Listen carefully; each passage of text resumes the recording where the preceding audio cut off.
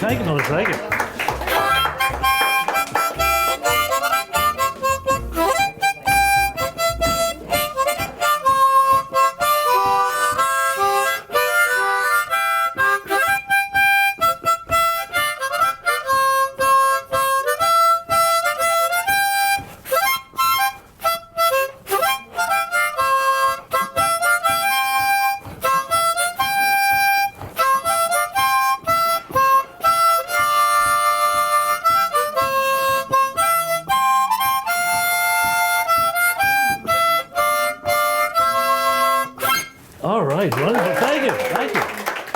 Thank you. And thank you for the warm welcome today, and thank you for the welcome back. I did a program on old cars back in March, and we had some wonderful people share their stories of their cars. I do a program called Good 41, Stories from the Studebaker, and other cars we've loved, and it was also a chance for people to share their stories of their family cars. But Paul and his crew from the Access Television have it recorded, so if you want to watch that program, he can teach you or tell you how to get onto YouTube and find it. But today, my program is That's a Good One. Stories from around the campfire. Because my name is Todd Goodwin. You can call me Todd. You can call me, as my students call me, Mr. Goodwin or Mr. G. Just don't call me late for dinner. Right. Thank you. Oh, good. There will be some bad jokes, so just be warned. All right. Wasn't that Goodwin and Todd from the TV? Maybe it should be Goodwin and Todd, the TV producers or something? Oh. Back in the day? Yeah, that was before my time, I think. No, I remember it. You're the senior center, buddy. Yeah. Full disclosure, I'm a member of the Fitchburg Senior Center, and I go there, so very good. But the other reason I always put this up is because I've been doing campfire storytelling for over 40 years. But about 15 years ago, after my dad passed, my brothers and I found this license plate in his stuff. Like I say, he had this 41 Studebaker for close to 30 years. And because our name is Goodwin, he got this license plate, Good 41, so it was a play on the name. And also, my dad had a shoe store in Fitchburg. Ready for this? Goodwin's Shoe Store. And so people knew Mr. Goodwin. People still, the store's been closed for 30, 40 years, and people still say, oh, I remember going to your dad's shoe store. So thank you if you did. But, so he got this car, Good 41, the 41 Studebaker, and he got this license plate, which he had the license plate well beyond that because he kept it. And so when we found it, my brother, who's a smart guy, he said, I should get on the internet. And so this is my website. So there you go. I'm just making sure it gets out to the television world there. So if you would like to learn more about me and my programs, please visit good41.com. All right, very good. Very good. So there's our little bit of advertising. And so, because again, and it's going to be in some of the stories today, I worked at summer camps for over 35 years. Did anybody go to summer camp when they were a kid? Oh, good. Because Girl Scout camp, yeah, Boy Scout camp, whatever camp. Because so many people of our generation were able to get to camp, and they still have camp memories. And sometimes when I do this program for summer camps for their reunions, and I start telling a song, or I sing a song or tell a story, they go, you can just see they are transported back. So I hope this takes you back to whatever camp you went to. And if you didn't go, don't worry, you can come with me to my camp, because I worked at Camp Menominee in Ringe, New Hampshire. Wonderful camp, just about a half an hour north of Fitchburg.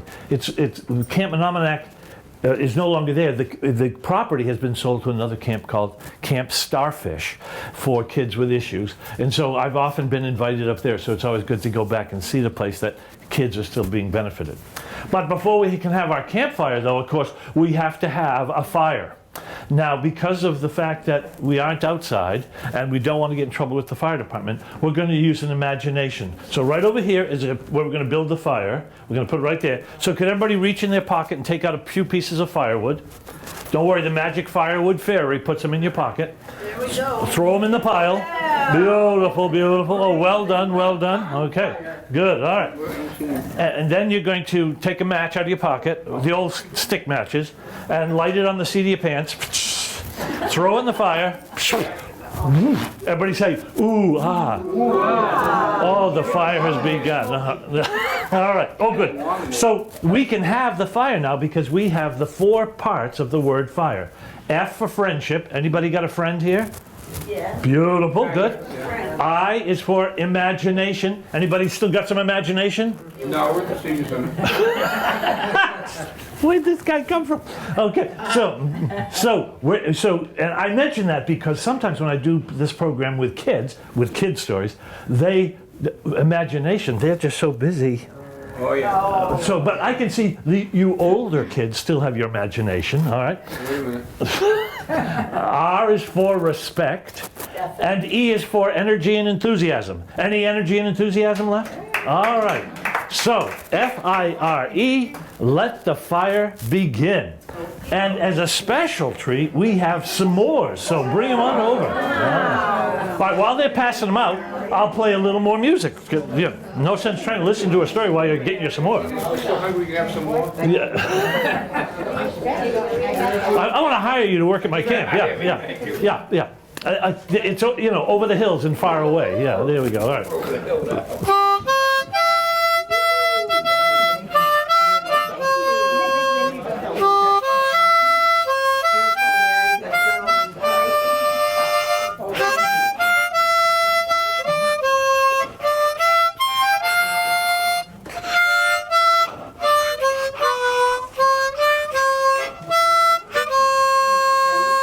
All right, good. Everybody got one? Beautiful. All right.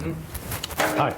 Well, the other thing that you have to do when you have a campfire is sing a song. Now, I realize you're still eating your s'mores, but here we go.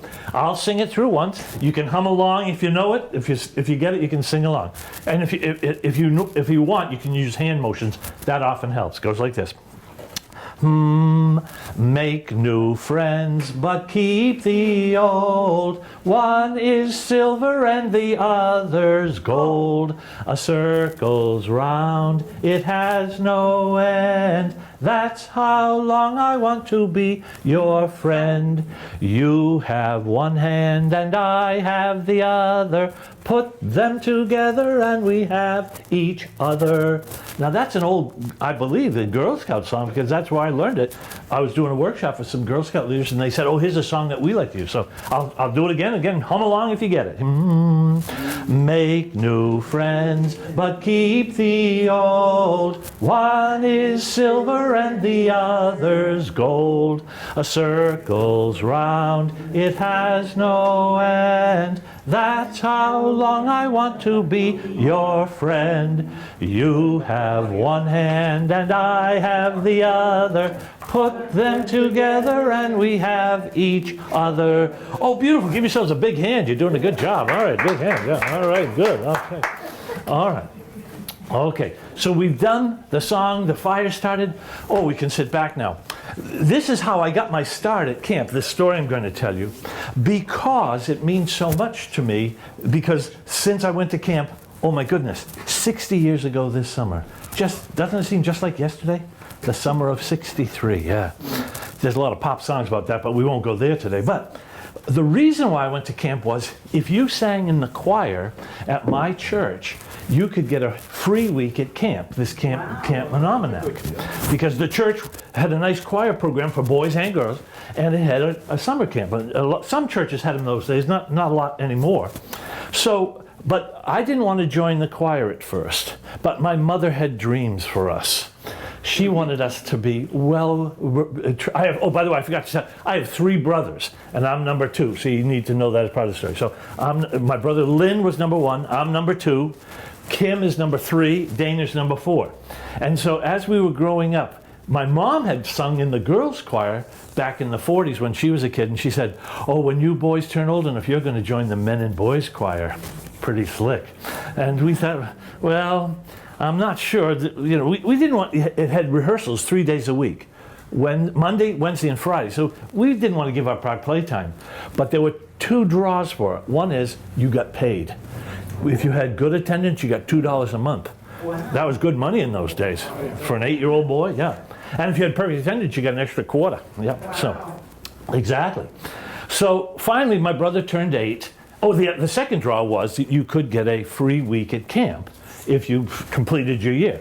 So my brother went off to choir, and he came back and he says, well, it's not too bad. And we did like singing because we used to sing in the car when we were kids. Because anybody here remember in the old days, if you wanted a radio in your car, you had to pay a lot extra?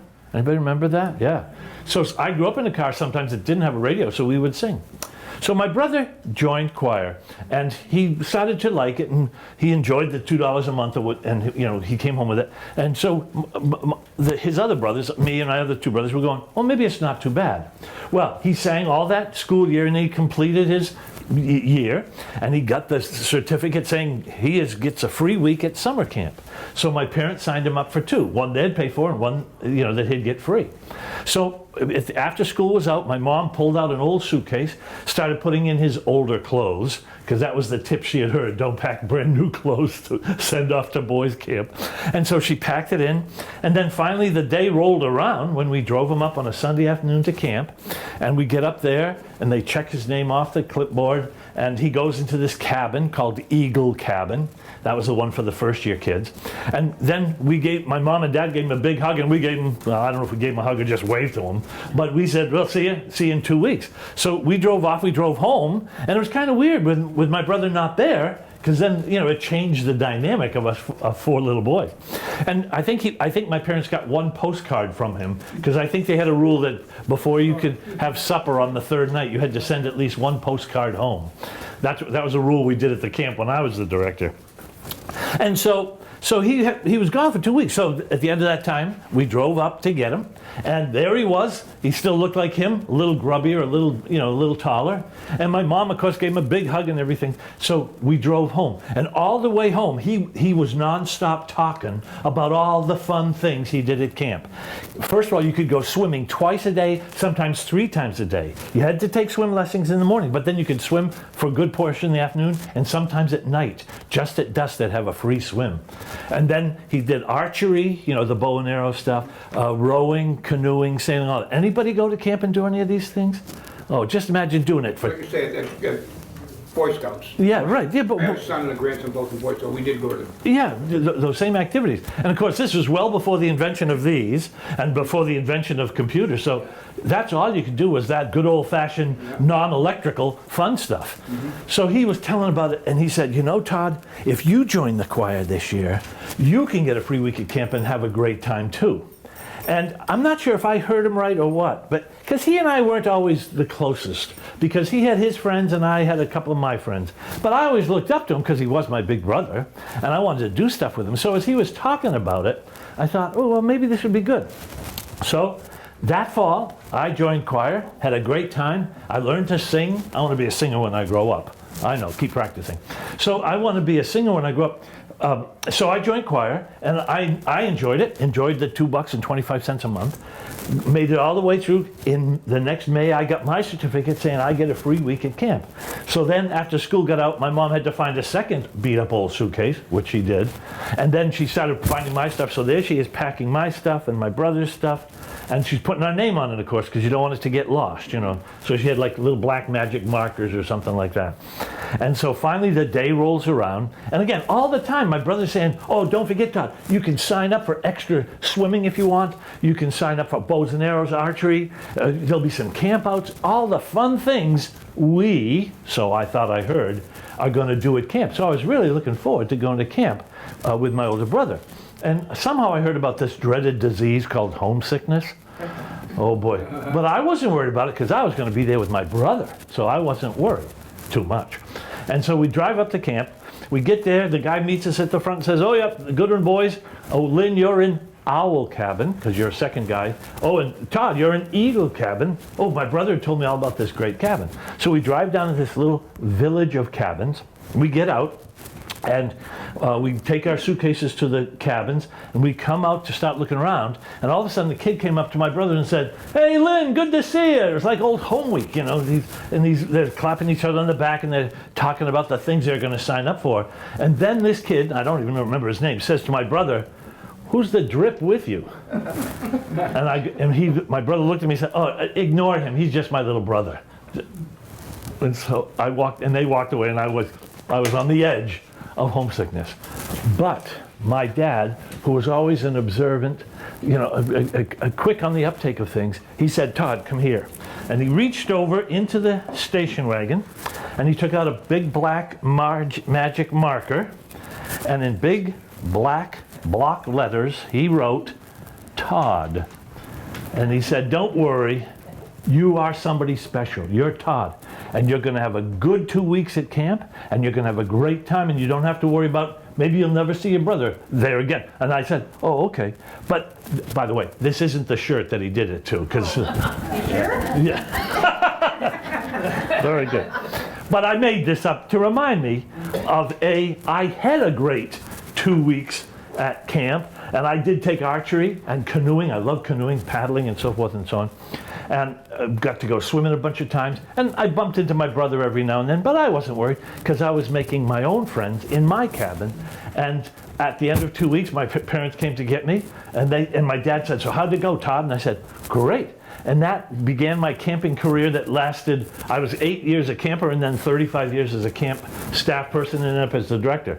So that's the story of how I got into being a camper and a campfire person and going to camp. A little bit later in the program, I'll talk about how I became a campfire storyteller.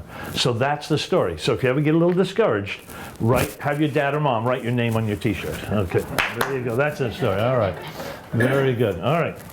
Now, one of my favorite camp songs, and I use it in all my programs, so if you were here last time, I might have used it, I can't remember which, but it's Stay on the Sunny Side. Because at camp, sometimes it's going to rain. And those cabins were kind of small and claustrophobic. But still, if you stayed on the sunny side, you'd never get discouraged. So if you want to sing along, go like this. Stay on the sunny side, always on the sunny side. Stay on the sunny side of life. You'll feel no pain as we drive you insane if you stay on the sunny side of life. Beautiful. People are picking it up already. Now, the other thing I do with this is knock-knock jokes, because knock-knock jokes don't require any electricity, and they're fun, and I joke with kids today, because sometimes kids will take up their phones. "Oh, Mr. Goodwin, look at this funny thing." And it is funny, but I go, "Oh, let me teach you a knock-knock joke," because some kids today don't even know knock-knock jokes. Young people today, why? Well, where are their parents? Oh my gosh! All right, so here we go. Stay on the sunny side, always on the sunny side. Stay on the sunny side of life. You'll feel no pain as we drive you insane if you stay on the sunny side of life. Knock, knock. Who's there? Canoe. Canoe. Canoe, come out and play with me. Stay on the sunny side, always on the sunny side. Stay on the sunny side of life. You'll feel no pain as we drive you insane if you stay on the sunny side of life. Knock, knock. Who's there? Sam and Janet. Sam and Janet. Sam and Janet evening, you may see a stranger. Stay on the sunny side, always on the sunny side. Stay on the sunny side of life. You'll feel no pain as we drive you insane if you stay on the sunny side of life. Knock, knock. Who's there? Freeze. Freeze. Freeze, a jolly good fellow. Freeze, stay on the sunny side, always on the sunny side. Stay on the sunny side of life. You'll feel no pain as we drive you insane if you stay on the sunny side of life. Knock, knock. Who's there? Juan. One. One more knock-knock joke. Stay on the sunny side, always on the sunny side. Stay on the sunny side of life. You'll feel no pain as we drive you insane if you stay on the sunny side of life. Knock, knock. Who's there? Dismay. Dismay. This may be the last knock-knock joke. Stay on the sunny side, always on the sunny side. Stay on the sunny side of life. You'll feel no pain as we drive you insane if you stay on the sunny side of life. Oh, wonderful. Give yourselves a round of applause. You're getting it. All right. Good, good. Beautiful. Oh, boy. I think I put too many things on the list, but we got time. We're still good. Oh, yeah, perfect. Well, here is the canoe paddling song that I learned oh my gosh, 60 years ago. So the next time you go paddling, you can do this song, all right? So you have to hold it at the grip at the top. It's not a rowboat, it's a canoe. So you hold it at the grip and hold it at the throat, and then you're gonna pull it like this, okay? And then for the second verse, you switch and go like this, all right? Here we go. My paddle's clean and bright, flashing with silver. Follow the wild goose flight. Dip, dip, and swing, switch. Dip, dip, and swing her back, flashing with silver. Follow the wild goose swing. Dip, dip, and swing. Dip, dip, and swing. All right, you got it? Now this time we're going to do it again, but on the last verse we're just going to say dip, dip, and swing, and we're just going to go all the way down the lake, getting softer and softer. Here we go. My paddle's clean and bright, flashing with silver. Follow the wild goose flight. Dip, dip, and swing. Dip, dip, and swing her back, flashing with silver. Follow the wild goose track. Dip, dip, and swing. Dip, dip, and swing. Dip, dip, and swing. Dip, dip, and swing. Oh, beautiful, beautiful. Give yourselves a standing O. You did a nice job. All right, good. Okay, good. Well, it's this time of year in August that camp is near the end of the season. It always makes me kind of sad, but as I look out and see the beautiful sky, the beautiful trees, I can just pretend there's a giant lake out there. We could take our canoes and go out there and just go around. Oh, that would be so much fun. All right. Oh, good. Okay. Oh, we've got time. This is the story of how I became a campfire storyteller at the camp I worked at. As I said, I went for a number of years as a kid, as a camper, and then I was a CIT, a counselor in training. And you could only be a CIT for one summer, because if all went well, knock on wood, that the next year... Oh boy, it's going to be a long day. All right, so I was doing a campfire program with some kids the other day, and one of them was just constantly asking me questions, and the parent was trying to shush him, but the questions were good and funny, so it's good to have a kid here to help you along. All right. So this is how I became a campfire storyteller. So I wanted to be a CIT, and hopefully after your CIT year, if you did a good job, you'd get hired as a junior counselor and then work your way up and be a counselor and so forth and so on. And so the CITs were, obviously bigger and older than campers, and that was one of our jobs, was to take care of the kids, but we weren't as clever or smart as counselors. But there was hope and promise. At least that's what our director, Captain Jack, used to say. The hope and promise of being a CIT. I love that. It sounds like something from a sermon, doesn't it? The hope and promise. So finally, my CIT, I finished my last year before being a CIT, and then I started dreaming to be a CIT, because that's what I really wanted to be. And there was one real important job that the CITs did. At the end of every 2-week session, the CITs would build the campfire pile, a real one, and then they would come up with some unique theme for the summer to light the fire and do the ceremonies around the fire. And they tried to mix it up. So I remember once as a little kid, it was an Olympic year. Remember the Tokyo Olympics? I think it was 64, don't quote me on that. And so, and these CITs love to run. So one of the guys came running in, he had a bath towel on him, he's carrying a torch, and he runs in, sticks in the fire, and of course the fire burst into flame, and everybody went, ooh, ah. That's your part in the show. Ooh, ah. Okay, good, all right. So, and there's music too, all right. So we couldn't do the Olympic theme because, it's still too fresh in people's memory. And then one year, I think it was the year before, they had just done they had landed the men on the moon, the Apollo program.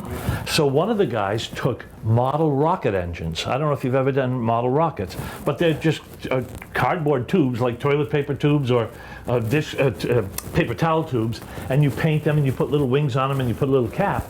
But then you put these little they call them engines, but they're like little chemical things about the size of your finger. You can put 1, 2, or 3, or 4 in them, and then you stick a wire in it, and then you run the wire way over there, and then you count down, and then you push the button, and if you've done it right, the electrical charge sets those little engines off and shoots the rocket up in the air. But one year, the CITs used that to start the Campfire.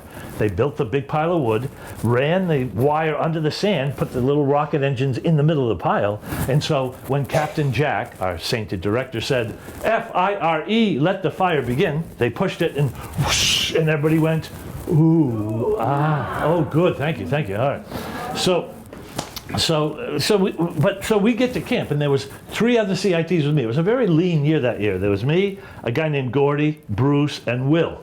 And Will was kind of a quiet guy, but Gordy, he always had plenty of ideas. And he said, literally the first day we get to camp, he said, we got to start thinking about what's going to be our theme.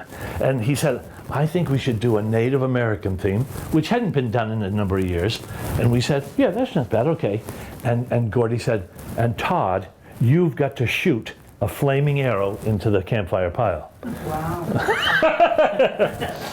That's what my mother said when I was telling this story. And I said, I don't know, that's a little risky. But Todd, you're the best archer in camp, and modesty forbids me, but I was a pretty good shot, because I had been taking archery since I was a little kid. So I said, I don't know, it seems a little risky. And so Gordy says, all right, well, let's think of something else. And then we got some help from Louis. Now, Louis was this guy of indeterminate age, somewhere between 19 and 70. He had been working in the kitchen since before any of us were born. But he was always a young guy at heart. And so we said, Louis, can you give us some ideas? And he said, I got a great idea. We'll take the Grand Canoe out into the lake. Now, this is Grand Canoe. You've all seen canoes that can hold 2 or 3 people. This was a giant Grand Canoe, they called it, made by the Old Town Company. It could hold 14 people, one at each end, and then 2 people side by side. So you'd have to do that song. You didn't get to change your switch. But it was a spectacular view to see this huge canoe coming across the lake. And of course, if you had it full of kids and you got them all paddling in together, it could really fly. You couldn't do water skiing, but you could really go, So Louis said, we'll take the canoe out, and I'll sit in the bow, and I will make a torch, but I'm going to make a big, huge torch so they can see it from the beach. And when we come in, I'll hold the torch up, and then I'll just jump out of the canoe, stick it in the campfire, and it'll start. And we go, that sounds like a great idea. Now remember, there's only 4 of us, so there's going to be 4 of us paddling this huge canoe. So we're getting excited, and the rumor's out. The kids all say, oh, it's going to be a Native American theme, Native American, so it's cool. So the night of the campfire comes, we build the big stack of wood, we get the Grand Canoe out in the lake, and there's Louis. Now, he had gone to the back of the craft shop. Behind the arts and craft shop, every camp has an arts and craft shop, there's all the junk of camp thrown into giant piles. And he found this beautiful piece of metal pipe about this long, about this thick around. And so then he went to the second best supplies place, the kitchen supply closet, and he got a roll of toilet paper. Because toilet paper is a very valuable commodity, as you know, but it's also used for so many things at camp. And so he wrapped that toilet paper all around the end of the pipe and took some dental floss and tied it on real tight, so it had this giant ball of white toilet paper, okay? This is before the days of pinks and all that stuff, so it was camp too, So we go down to the beach, we push off in the canoe, and he brings a can of charcoal lighter fluid. Remember the old days of charcoal lighter fluid? Yeah? And so he's out there going, and he's just soaking this thing. It's like dripping charcoal lighter fluid into the lake. Probably EPA would not be happy about that. But so there it is. So then we see we're about 100 yards off the beach, and we're just sitting there in the swells. We're enjoying our view of the camp, and there's Captain Jack walking down with the camp behind him, and they're singing one song or the other. And they come up and they line up in a big semicircle, sort of like this around the campfire. But for the purpose of the story, we'll keep our pretend one there. So there's the campfire in the middle, and there's Captain Jack. He sees us out in the lake, and we can hear his voice over the water. F-I-R-E, let the campfire begin. So Louis up in the bow says, start paddling, fellas. So and again, it took a lot of strokes just to get it started. And then Louis takes out his Zippo. Now you guys know what Zippos are. And he flicks his Zippo, and he lights the ball on the top of the torch on fire. Oh, this giant, beautiful ball of blue and yellow and orange flame. And we're starting to paddle, and it's pretty spectacular because by now it's almost dark. So there's this giant ball of flame off the bow of the canoe, and we're paddling in, and all the kids in camp are going, ooh, this is pretty exciting. We haven't even lit the fire yet. And we're paddling, and I'm sitting about 2 rows behind Louis. And then I noticed, boy, that thing's putting out a lot of heat. And there's Louis trying to hold it as far away from as he can. And he's going, faster, fellas, faster. And then I looked up and noticed there's no hair on his arm. He was a very hairy guy. His left arm had plenty of hair, but his right arm, and he was leaning back. His head was almost touching the back of his back. And I'm going, oh, we better paddle. So we're paddling faster, paddling. So finally, we get up onto the beach. The canoe goes, Phew, and Louis jumps out, runs over to the campfire, sticks the torch in the bottom. It bursts into flame, whoosh, and everybody goes, ooh, well done, well done. And then Louis walks off, and there's Captain Jack looking at him and sends him up to the nurses, because there's Louis with this huge sunburn. So Captain Jack tells a story. The guitar counselor comes and plays some guitar songs. They give out the swimming awards. They give out the various awards for, achievement in archery and sports and all the things you do at the session ending campfire. Well, then the embers die down, and we sing one last song, and all the kids go up to their cabins going, wow, what a spectacular theme this year, and with the Native American torch lighting. But Captain Jack went like this to the CITs, that's 4 CITs, and he said, spectacular fire, but I don't want any more torches. We can't afford to lose any more counselors or kitchen people or anybody, because then Louis comes down from the nurse, and there he is just covered with salve and everything. So Captain Jack said, no more torches. And of course we said, you bet, Captain Jack, whatever you say. So the kids go home the next morning. Then the next day, Sunday, the next batch of kids come in. Some of the kids would go home and come back for another 2 weeks. And the word's getting around. They said, what's this year's theme? And they said, oh, it was a spectacular Native American canoe theme. They came in with a giant torch and they started. It was wonderful. And so none of the campers noticed what happened to Louis, but Captain Jack did. Let me tell you what. Every now and then you'd see Captain Jack looking in the kitchen, and there's Louis trying to wash pots and pans with one arm. Not good, not good. So finally, near the end of the second session, Gordy and I is talking, what are we going to do? What are we going to do? He said, Todd, you have got to shoot a flaming arrow. And I go, I don't know, it's risky. And I don't want to offend Captain Jack. So Louis says, I got an idea. Right about here, on this side of the beach, was a giant white pine. Beautiful, beautiful. And it was a beautiful climbing tree, and every kid in camp climbed it at some point in the summer. So he said, you're going to go up there, and you're going to shoot a flaming arrow down into the campfire place. But don't worry. Because I said, what if it doesn't get... I got an idea. He said, I'm going to get some wire. And I'm going to tie a piece of wire to the tree, run it all the way down into the campfire pile, and we'll stake it into the bottom of the pile, make it really snug and tight, and put the firewood pile over the top of it. Then, when Captain Jack comes down and says, let the fire begin, you're going to shoot a flaming arrow down that wire. So we'll take an old arrow, put just a little toilet paper on the end, and just a little lighter fluid. Don't go crazy, And we'll take little loops of wire, put them on the arrow, and then over that wire, and that arrow will go down the wire. And I said, this could work. What could go wrong? You never want to say that with teenage boys, do you? Right. So the night of the campfire comes. I'm up in the tree. I've got my bow all ready. There's the arrow, at half cock, and there's Gordy sort of tucked in one of the branches behind me. There's the wire going down into the campfire, and I'm really optimistic at this time. It's going to work. So Captain Jack comes down, and he sees what we've rigged up, and he can see there's no torches, so you can see he's relieved about that. So he has all the campers sit about the way you guys are sitting, but back a little. And then he goes, let the fire begin. So I pull it back. Gordy reaches over. He now has Louis Zippo on loan. And he lights the little ball of toilet paper at the end of the arrow. Just a little, but still beautiful in the dark. Oh, it's gorgeous. And I pull it back, and sure enough, and it shoots right down that wire, slicker than an eel in a bucket of snots. That's an old camp expression. And it went down into the fire, and the fire burst into flame. Ooh, ah, ooh. And so Captain Jack, he's standing about here, and he looks up at me. So then he begins, he tells his story. They give the awards, they sing some songs, and so forth and so on.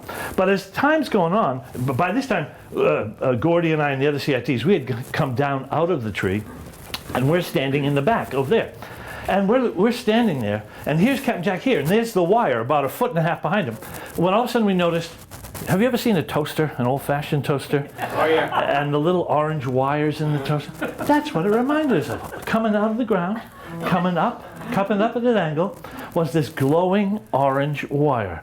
It was beautiful in the night. And of course, every kid in camp's going, wow. And Captain Jack thought it was his story, but Captain Jack is, he's animated and telling the story. And we're trying to, how do you tell Captain Jack not to back up in the middle of a story? Well, I couldn't tell Captain Jack that.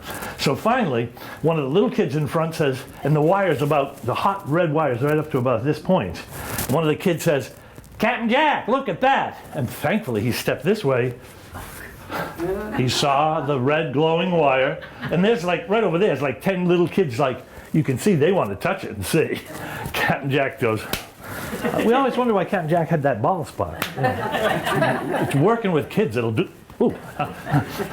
working with kids that'll do it to you. So Captain Jack takes an old piece of firewood that hasn't been burned yet, he breaks the wire, wraps it around, throws the whole mess into the fireplace, and the campfire saved the day. Yeah. Saved the night too, right, very good. So it went on. The last song is sung, and off the kids going, oh, that was great. A flaming arrow fired into the, wonderful, wonderful. So we're getting ready to go with the kids, but Captain Jack says, I knew that was coming. you were there, yeah. He says, all right, fellas, I was glad nobody got injured with a giant torch ball of flame, but the next time I don't want any glowing hot wires. And we go, you bet, Captain Jack, whatever you say, whatever you say. All right, so we, the session takes the break. The kids go home, and the next day they come back, or a new group of kids go. It's constantly mixing. And the four of us, that first Sunday night, we're back at camp, and all the kids are talking about, the kids who've been there for 2 sessions are going, this is a spectacular year of Campfire starting. These CITs are the best. They had a giant torch, and Todd fired a flaming arrow into the fire pit. And the kids are going, wow. So we know we've got to top it somehow, but we can't use the wire thing. So Gordy says, Todd, you have got to shoot one just direct in. I go, oh, I don't know. That's awful. I just couldn't see it. He goes, I got an idea. We won't use wire. We're going to use GIMP. Now, do you know what GIMP is? For anybody who never got to go to camp, I'm sorry for you. GIMP is this vinyl lacing that you can weave into lanyards or rings, or you can make a comb, take 2 pieces of leather and weave it together and make a thing to hold your comb. Who needs to hold their comb in a leather thing? I don't know.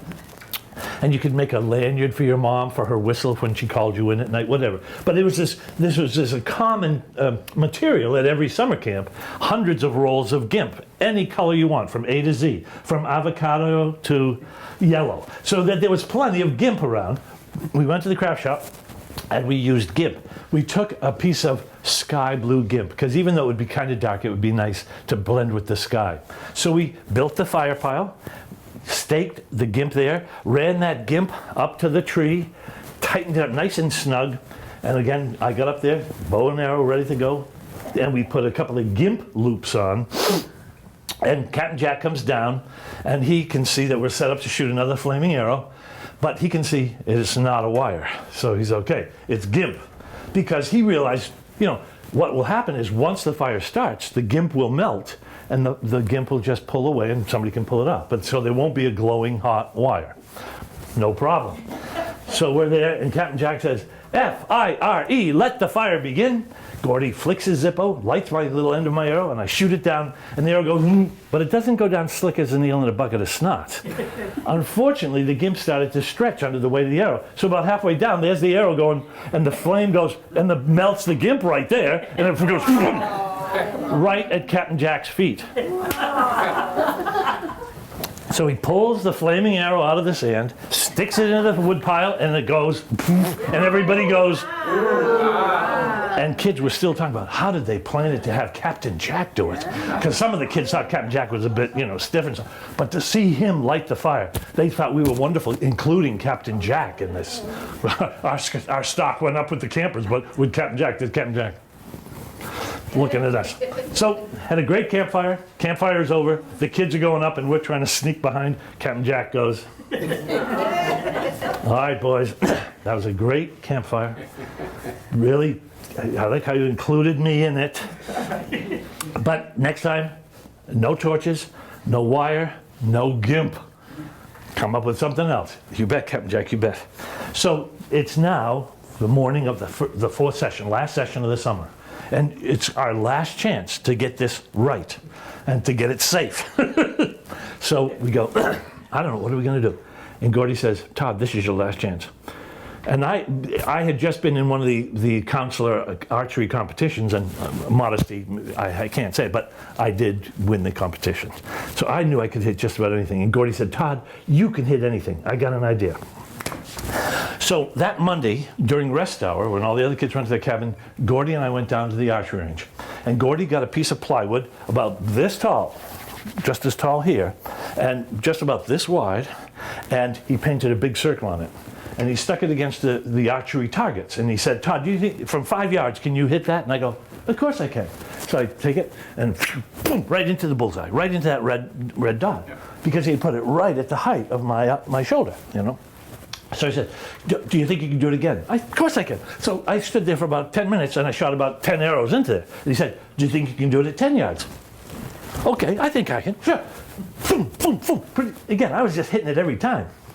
I said, could you do it 15 yards? Of course, of course. Boom, boom, boom. So he said, this is what you're going to do. Every day, you're going to come and practice during rest hour. Okay?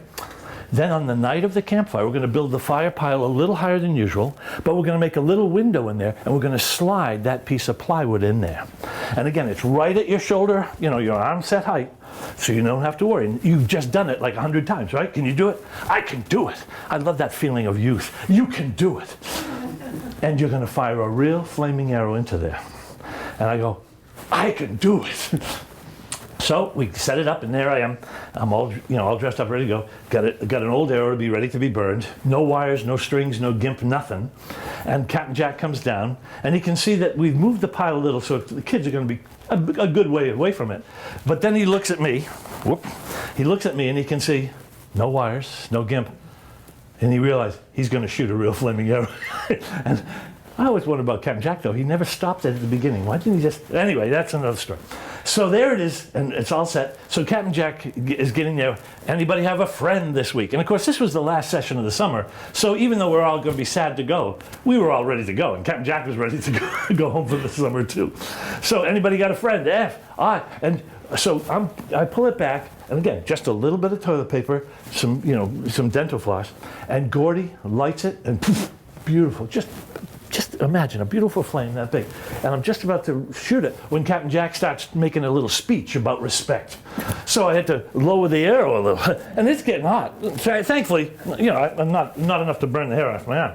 And then he goes, and then there's E for energy and enthusiasm. So I'm getting ready, and he talks about energy and enthusiasm for like 5 more minutes. So he finally says, F-I-R-E, let the fire begin. Now by this time I'm getting a little nervous because you could see the arrow was starting to burn. So I pull it back, and one of the things in archery they always say is, whenever you shoot your arrow, just go like this. Watch my right hand. That's all you got to do. Anybody here an Errol Flynn fan? Anybody see the old Errol Flynn movies when he did Robin Hood? I remember Flynn. Yeah, and he would like do dun da da, and it's like he was like a ballet. But you're not supposed to do that in real archery. But unfortunately, because I was a little bit, the adrenaline was pumping, and I was waiting for Captain Jack to get to let the fire begin. So I let it go, and I put just a little too much mustard on it, and that arrow went, but it did go straight into that red bullseye. But there, because it had been burning for so long, and the dental floss had burned away, I was holding a lump of burning toilet paper in my hand. So Captain Jack, one more time, he walked over to the campfire, took out his Zippo, flick, boom, and everybody said, ooh, ah. And I went up and saw the nurse. A little salve and a little bandage came down, and I wasn't feeling too good. And the campfire went well, and a lot of enthusiasm. The last song and all the kids and all the other CITs are going up, and Captain Jack goes, I was the only CIT left. Said, Todd, you've done a good job as a CIT. You've been good with the kids. You've been teaching well. I love how you try to keep the other CITs in line. But I don't want you to start any more campfires. I want you to be a campfire storyteller. And that's the story of how I began telling stories the next summer. And that's the story. Thank you. Oh, good. All right. Oh, good. Thank you. That story takes a little bit longer, but this is a mature audience, I can see. Oh, good. All right. Well, now, usually when I do a campfire storytelling, people ask for a scary story. Would you guys like one? Sure. All right, okay. Now, if it gets too scary, you can hold on to the hand of the person next to you. All right, okay. Oh, there's a young person in the room tonight. Well, this is a story that happened to me. It's called Lost in the Mountains. Oh, maybe it's too scary. You're supposed to go, no, tell us, Todd. Go. He told you, all right. When I graduated from college, my grandparents and my parents gave me a Brit Rail pass because I wanted to hike in the mountains in southern Germany. And I went over there and found the trailhead because, like the White Mountains of New Hampshire, they have wonderful hiking trails where you can hike from hut to hut or hostel to hostel, so you don't have to carry a giant sleeping bag. You don't have to carry like 3 or 4 or 5 or 6 days of food, because each night you get to a place where you can get a dinner, then you get breakfast the next morning, and you can buy a little extra lunch. And so you're not carrying a lot of extra gear, so you can really hike in high elevations that if you were carrying a lot of gear, you might not be able to get to. So I started my hike, and I'm having a great time because it's beautiful, and the food was excellent. And every night I'd get to a hostel, I'd get in, get a bunk, and you don't have to carry a sleeping bag because they give you a beautiful, well-used blanket that's very thick and well-used, and so it keeps you warm. And so finally, I got to the midpoint of the trip, which is the highest mountain in this part of southern Germany. And the man at the hostel said, "Now remember, your next one is going to be over a tall peak, and then you're going to come down, and you're going to come down to a couple of forks. So you got to be careful to take the left-hand fork first, then take the right second one, because you want to be careful, because if not, it'll take you back up into a higher mountain that you don't want to do." Because remember, this was only in early June, and he said, because still sometimes you can get really cold, bad weather in the Alps. And remember, this is back in the 70s before GPS and all the weather on the phone. We didn't even have phones then. So I'm going, I'll be careful. Take the fork at the left. And I'm walking along, and I'm singing one of my favorite hiking songs. I love to go a-wandering sing along if you know it, among the leaves so green. And as we go, we love to sing our knapsack on our back. Valderie, Valdera, Valderie, Valdera, Valderie, Valdera, my knapsack on my back. Oh, good, we got some hikers here too. This is great. So I'm hiking, singing, and I come up to the peak, and the peak is beautiful. You can see for 1,000 miles. So I stop at the top of the peak and have my lunch. And then after lunch, I start heading down because I know I got to get going to get to the next night's hostel. And I noticed it's starting to get colder. So I buttoned up and tightened things. And I came to a fork. Now, did he say take the left or the right? Take a left. So I took a left. So then I came to another fork, and he said, "Oh, take the right." So I took the right. But it's getting darker and later in the afternoon, and I come to a third fork. And he hadn't, I'm going, well, this one goes down, and this one goes up. He said, "Don't go up again." So, did he? Yeah, something like that. So I take this one, and I'm going, and by this time it's starting to rain. It's a cold, wet rain. But then all of a sudden, that right-hand fork trail started to go up. So somehow I mixed it up, or I don't know. So I'm going higher and higher, but pretty soon it's starting to snow, a late spring snowstorm. And I did have a good rain jacket on, but I didn't have all the heavy weather gear. But I'm buttoned up as I can. I've got my hat on as tight as I can, and I'm walking as fast as I can to keep it. It was pretty awful. And finally, the snow was so thick and deep, I couldn't see the trail. And there was no more trail marks. And all of a sudden I started going down a little, and I was into the woods. Well, I felt good about that I wasn't going to end up on a high exposed peak, but what happened if I get lost in the woods? So I'm going along. Pretty soon, I know it's very late in the afternoon. It's dark by now. It's late in the early evening, and all of a sudden I can see a red light off to the side. It's got to be something. So maybe it's the next hostel, but it wasn't the next hostel. But praise God, it was a monastery. I could tell it was a monastery because it had a big bell in the front and it had a big, a little cross on the top. So I go to this door, and I'm covered with snow. I'm dripping. It was so wet and sloppy, And I ring the bell, and this big wooden door opens, and there's a young monk. And he says, "Oh man, come in. You've been caught in this storm. This is horrible." And I said, "Yeah, I somehow got off the trail and I couldn't find the next hostel." He said, Don't worry. We have the gift of hospitality, so come on in."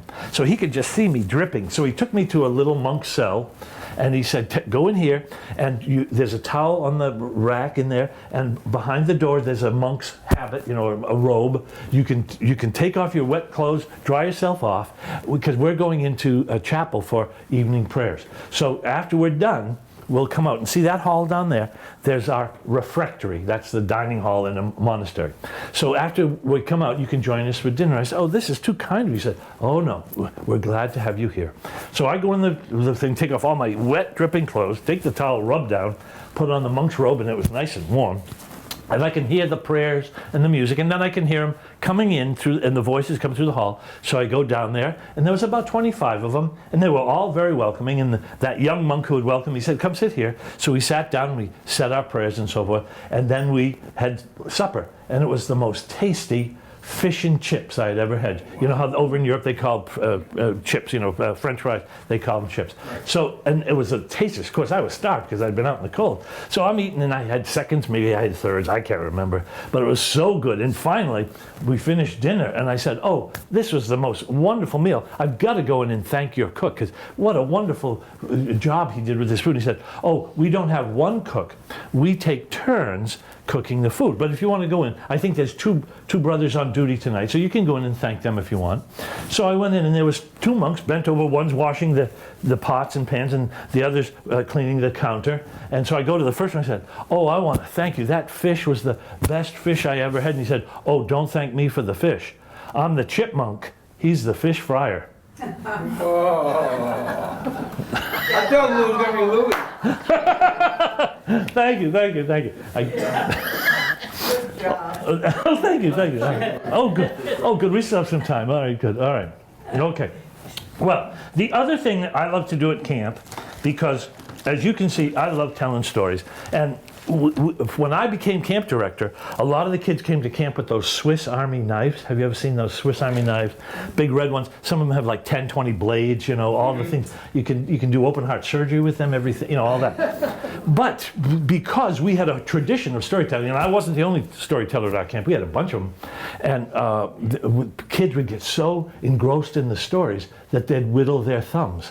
So we had to make a rule. You can't be whittling while you're listening to a story, you'll whittle your thumb, and that's not good for the insurance rates. So we said you can bring your Swiss Army bubble blower. Did you all bring your Swiss Army bubble blowers? They should put that in the announcement. All right. So we would have kids bring their Swiss Army bubble blowers. I love it. I love it. Yeah. So we're going to do the song that goes with this, because there's a little story that goes with it. I'm going to blow some bubbles, and I'll try to come around to everybody. And because, again, because we're getting to near the end of our campfire. And so if you want, you can blow on your hand, warm it up, catch a bubble, and then gently put it in your pocket, and gently take it home. When you get home, take it out and put it under your pillow. And then gently put the pillow down, and if you sleep so soft and tenderly and gently, and if you take up your pillow tomorrow morning and the bubble's still there, you get 5 magic wishes from the bubble fairy. Now, a lot of people don't believe in the magic bubble fairy, but I do. But I have to be honest, I've never been able to do it, because sometimes sleeping gently is real hard. Yeah. All right. So here we go. We'll try it. So, and if you don't want to play, you don't have to, because I know some people, get nervous with bubbles. So, Uh-oh. Uh-oh. Getting there. Oh, dear. Hope this hasn't gone stale on me. Oh, good. There we go. That's enough. So I will walk around and blow some bubbles. And so that while you're waiting, we've got to sing one of my favorite old songs. It goes like this. I'm forever blowing bubbles, pretty bubbles in the air. They fly so high. Oh my gosh. Oh. They fly so high, nearly meets the sky. Then like my dreams, they fade and die. Oh boy, oh my gosh. Fortune's always hiding. I've looked everywhere. Oh yes, I have.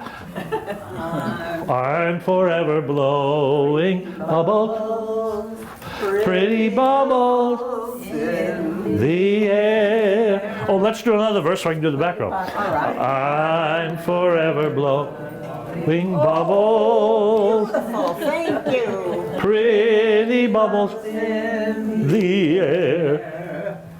They fly so high, nearly meet. Then like my dreams, they fade. I gotta get some fresh bubble juice. This is. That's kind of depressing. Oh, is it? I'm forever blow. Oh, Those are the best. I'm going back to child world and complain. I would get my money back for those. They still have child world today? No. Oh, I got some.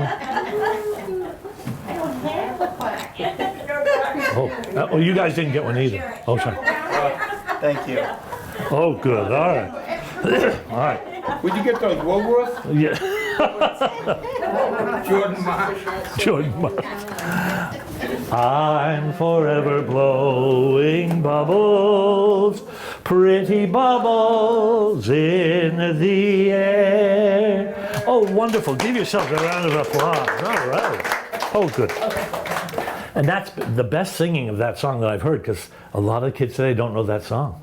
It's not on the YouTube yet, so we got to. It's not a rap song, so they don't know. Yeah. Oh, good. We still have time for. Oh, we have one last song, and this is a song that we would sing at the end of the campfires, so that we could, rather than say to the kids, "Campfire's over," and they'd all run up to their cabins and get injured running into each other, we would send them off after each verse of this song. So it goes like this. This is a song, not very long. The words aren't fresh, the tune isn't new. It's just a song, not very long, to say I'm glad that I met you. And that would send off eagle or owl. So let's do a couple of verses so it'll stick in your head, so tonight you'll sing it, you'll go, you know, it'll be an earworm. Here we go. This is a song, not very long. The words aren't fresh, the tune isn't new. It's just a song, not very long, to say I'm glad that I met you. One more time. This is a song, not very long. The words aren't fresh, the tune isn't new. It's just a song, not very long, to say I'm glad that I met you. Thank you very much. Thanks for coming. The campfire is underway. Oh, do we have time for just a little more music? Just a little more.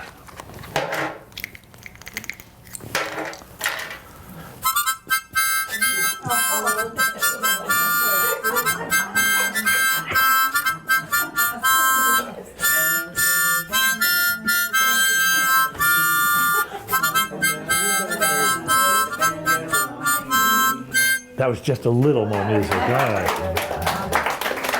I want to give you all a standing O for joining in the fun and laughing at some of the bad jokes. Give yourselves a big hand for singing along so well. All right. And I want to give a seal of approval to the Whitman Senior Center and Council on Aging for inviting me back. Thank you all. Our campfire is over.